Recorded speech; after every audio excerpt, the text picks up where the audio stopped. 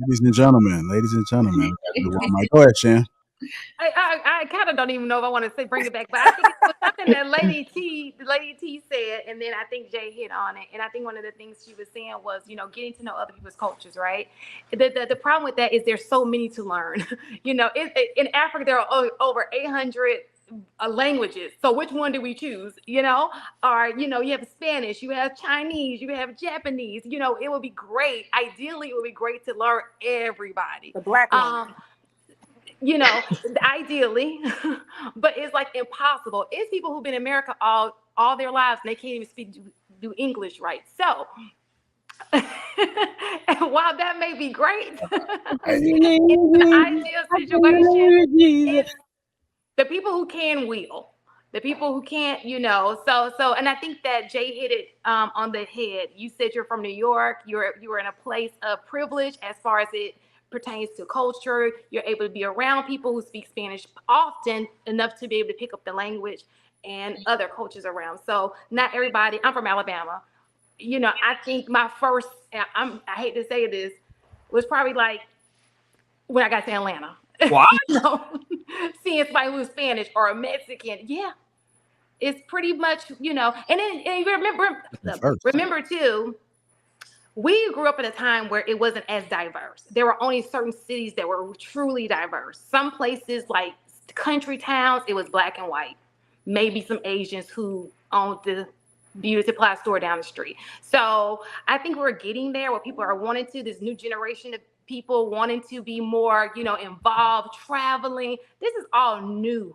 So give us time. I'm sure it'll get to that place where you would like it to be, where it's learning other cultures. But right now, it's just like, and think about it this way. Would I go to France, making people speak English when they speak French? No, I'm going to obey the law of the land, speak the language.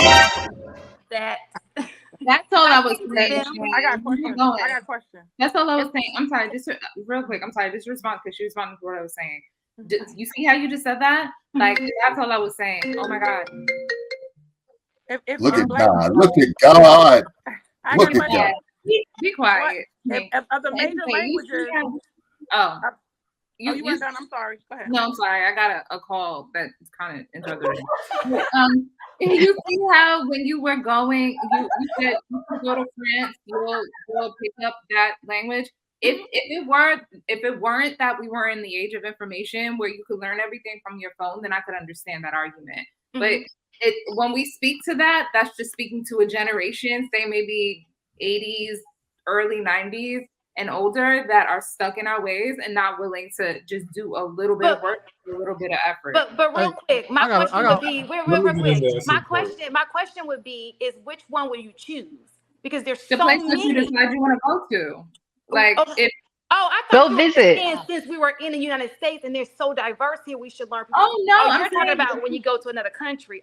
Right. Okay, that's totally different. You have the access to all of it. So if you so decide that you want to go to another place, gotcha. You can do the research and make the effort to learn their ways, learn their language, learn their culture. I misunderstood you. I thought you meant here in the United States. I had a question first. Go ahead. You asked. Yeah, that's what she meant. I got one question. If Black people could pick between French and Spanish, which one would they prefer? Chat can answer. Anybody on the panel can answer. I'm speaking Spanish. I'm picking Spanish. They would choose Spanish because it's the closest to English. French. I used to speak Spanish when I was a kid because my grandmother is Cuban. I'm Cuban and Jamaican. So, but I like Jay said, as I got older, I kind of lost it. Like Shan said, like like Jay said, as I got older, I lost it, and it's crazy because I can understand, but I still don't speak it as fluently as I probably should, considering my family. But everybody just all right, go ahead, Swing. What was your question, Swing? I got one question for y'all. Name me a country that you can go to, pump out a baby, and get $600 in food stamps. I just like to know. Show me another country where you can pump out a baby and get $650 in food stamps. There is right now. Nordic countries like Sweden. They have a lot of. Even Italy, Sweden. You have to understand there is a shortage. What has happened is that a lot of these small towns in and around the world are starting to kind of deplete because their kids are growing up in this new era and they're all flocking to the major city in city centers, right? And sort of what is happening is as these people are aging out and dying out, there are no more people in these towns. And sort of they're incentivizing that people either rebuild, expand, and do all these things. And they're offering programs and they're also offering money to incentivize people to come there and then also to populate their area. So yes, you know what I'm saying? You might think that like we have like the golden ticket in this sort of realm, but trust me, other people internationally have really caught on and are seeing the writing on the walls, and they're making drastic moves to ensure that they don't have a population decline, because that is also another global phenomenon that is happening. There's other two things that I want to say. There are other diverse cities outside of New York. I hate people that always say New York, New York, New York. I love New York. I grew up on the whole New York thing, even though I grew up in the Caribbean for the first 6 years of my life. Outside of that, there is Los Angeles. Houston is starting to become a huge hub now. There is also Arizona. There's also Florida, particularly the South, you know what I'm saying, south of Florida. And there are also a bevy of other cities like DC, you know what I'm saying? Let's not just say New York as well, we're talking about when we were growing up. In Chicago as well. In Chicago as well. So, but these are still all major cities, though, Louise. Most people don't live in major cities. But we only highlight one, and I can highlight at least 10 or more. But we were talking about growing up, like when in the past, growing up, we knew New York. A lot of people migrated to New York, of course, California. But we're not talking about now. We're talking about in the past. Well, at least I was. Well, I mean, how far in the past are we really going? Oh, far. I mean, like, we're really making it seem like we have to. We're making it seem like we have to jump into a time machine and go back at least 80 years. Like that we splitting hairs at that. The 90s. We'll make one last comment. I will make one last comment, and this is the second time I heard this. I heard it this morning on Clubhouse, and it annoyed me, and I heard it today. Clubhouse. Hold on. I heard this on Clubhouse this morning and it annoyed me, and I also heard this today. We have to stop using this old age additive that, oh, now that we have the internet, we have access to more information. Like we never had access to library cards, you know what I'm saying? You know, pity articles, you know, encyclopedias, etc. I was always in the library as a kid. I always had books. My mother read to me. I always had these things. We have to stop saying that because we have the internet, now we are more enlightened. That is bullshit. The enlightenment period happened way before that. We have to stop using that. You talking about what I said? Yeah, Lady T, you talk about you. You talk about your crazy ass. Bro, not talking to me, bro. You said we in the age. I said we're in the age of knowledge, right? Which means there's access to the information. Not that we're more enlightened. I never said these people were more enlightened. That is not what I said. So I just wanted to correct that. I'm sorry. And I would argue, Louise, that having all that information at your fingertip is a whole lot better than having it at a library.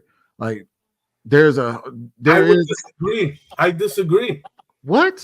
I strongly disagree. You said it. I also disagree. You saying that being able to sit in your living room and Google something is not better than having to walk down the street or go to your local library. See, that's the problem. See, you don't retain it. Hold on. Pause. It's very important that you hear this. That perspective is what's crippling so many people at this very moment, because we have people. Look at God. Hold on. We have people who are being crippled at the knees because they lack the ability to sit for 6 seconds hearing somebody. Our attention span across this country is so fucking low, you know what I'm saying, that we have lowered the bar for everything across the board just for people to catch up. You know what I'm saying? You can't blame that on. You can't blame that. That's because of the same time. You have to. Oh, my bad. Go ahead. You know what I'm saying?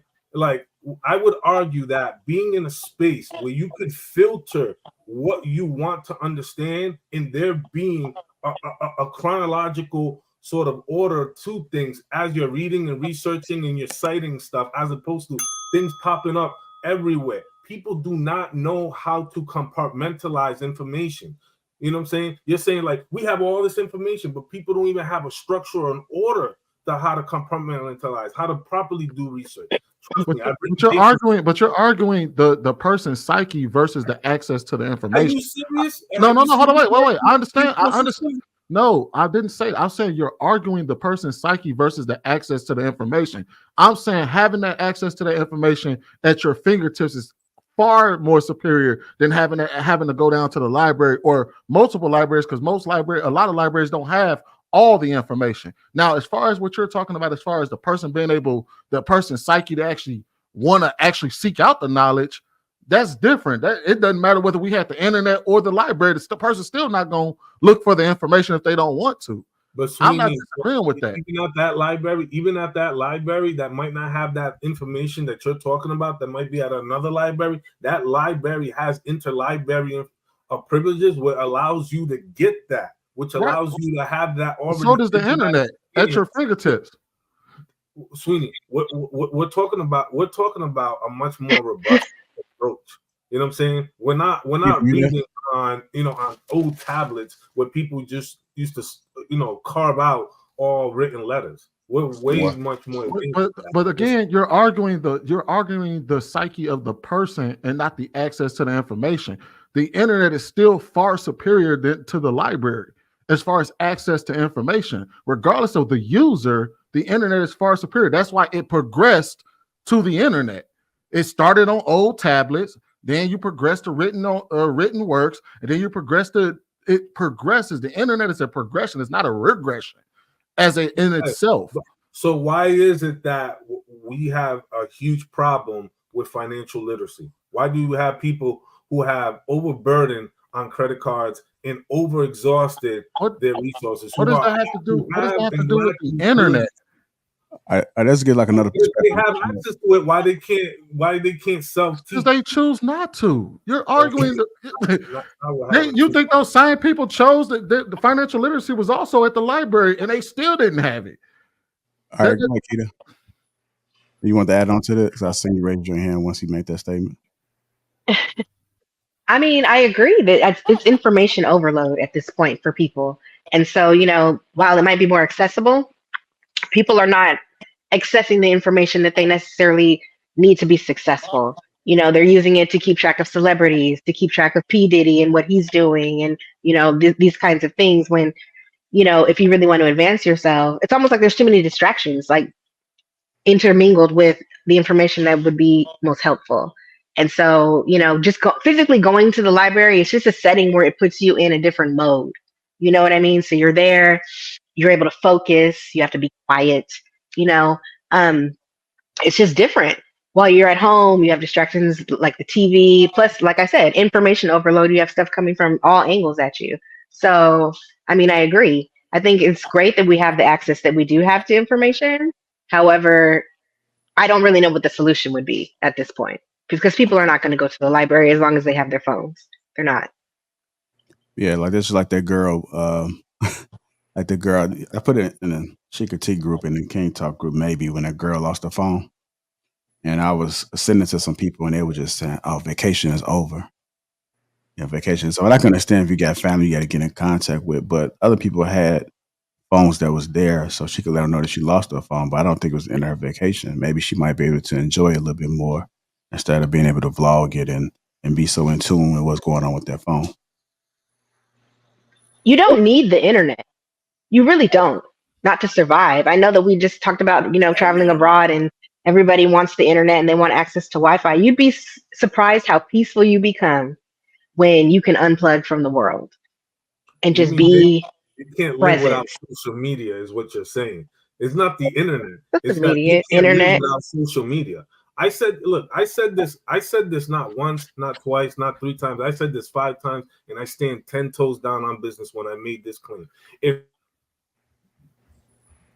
I had the power to switch off social media for 6 months, I promise you, there'll be a vast majority of people jumping off the Empire State Building, because unfortunately, what it has done, it has inebriated their minds to not be able to stay still, not to be able to stay focused. You know what I'm saying? They can't deviate, right? So what essentially we've crippled our society. Look how people were acting when social media is down for like a day or a few hours. imagine 3 They months. lived. Yeah, that's why They lived. But Sweeney, let's be honest. Just because we're talking about a large pool of people, you know what I'm saying, and you might be in it, that you're saying I lived, but a lot of people won't. A lot of people won't survive a lot of different things, but for the vast majority of people, the internet went down. People complained about it, and then the next day it was back up, and everybody went back to business as usual. Like, even if that's the case, I can make the same argument about the library. What do people go to the library to pick up? The same magazines, like the magazines, the fictional novels, that the coldest winter ever, and all those other books. They didn't, like, people who want to seek out knowledge are going to seek out knowledge. People who want to filter out certain things are going to filter out certain things. People who want to watch what they want to watch are going to watch what they want to watch, whether it's from the library or from the internet. We're arguing against the internet as if the internet is the problem and not actually the people using it. You can get, matter of fact, hey, look, what's crazy is at the end of the night, right? At the end of the night, you can get the whole hen for like $3.75. The whole hen. It's gonna come with a hen. I'm telling you, get the whole hen. I'll bullshit you not. You can get the whole hen. Go to Walmart right now. As a matter of fact, early in the day, it's on sale for $7.95 to like $9. If you wait till the end of the night where they got to get rid of it, you can get the whole hen for like $3. It might come with a finger. Well, because it's freshly made and they don't want to freeze it. It's freshly made in the morning. So they sell it, but by the end of the night, they have to hurry up and they got to get rid of it because they can't keep it to the next day. I don't care how it's made. Do you eat it? Does it build calories? Do you get calories? Think about the printable meat. Y'all the meat that they print for you. They're going to take out meat and they're going to give you fake meat, and you're not even going to the difference. Yeah. Thank you, Boomer. Thank you, Boominati. Go to Costco right now. $4.99 for a rotisserie chicken. That's what I'm talking about. Okay. All right, y'all. Very interesting dialogue today. A lot of gems, a lot of perspectives. Great conversation, man. I really appreciate it. Thursday energy. Yeah, I mean, if you guys, and it's getting blown out already. The score is 45-30. If y'all interested, it's all bad. Yeah. I've been here the whole time. Is Josh Hart playing? I know he had that strain. Is he playing? Yeah. Is he doing it? While y'all about to go watch y'all about to get off here and go watch your American TV. You about to put some and sit on your American couch and talk to your kids while they're in their American beds. And is watching American sports. Watching American sports. Y'all ain't leaving. They talk about some dual citizenship. Talk about some dual citizenship. They hoping that this couch was sold in America, but it was built somewhere else. On the internet, just say that. If you can't touch soil with your bare feet and hug trees and enjoy nature without all this distraction, I can go outside and touch the soil in my backyard right now. That's good old. Hey, Kentucky. That's good old Kentucky bluegrass. Talking about touching the internet, but your ass to show up on your internet. You can't go swimming. Was made in China. Just say that. You Your can't phone was enjoy made in nature. China. Just say that. It is, and then guess what? I was able to get it right here in America on a payment plan. Good job. Shout out to the cell phone payment plan. I'm just saying, like, all this, that's why y'all ain't left yet, because y'all right here. Y'all hoping that this country don't fail, so you ain't got to leave. We don't want it to fail. We don't want it to fail. We don't want it to fail. I bet you don't. It's called about be prepared. You ain't never bring pencil to school and be prepared for school. And not even just being prepared, expanding your like diversifying your portfolio. Like, why not? No. Y'all was talking about relocating, moving. Y'all didn't just say go visit. Y'all was talking about moving. It starts with a visit. You have to start somewhere. So just go visit first. See if you like it. Right. Expand your especially if you have a passport and you've never used it. Like Hank said, take your ass to Iowa. If you want take some your ass to the corner store and don't go outside at night with a black They're not going there. They talking about they won't go out of the country to the country break down. And insurrection happened in that country. Then they all the way. Then they right back over here. Talk about, I'm glad I was able to get on that plane before shit hit the fan. Hey, Makita, Ruth, and Lady T, they all be on the banana boat on the way back. Thanks to America. Thank you, America. Screw my country. Bye.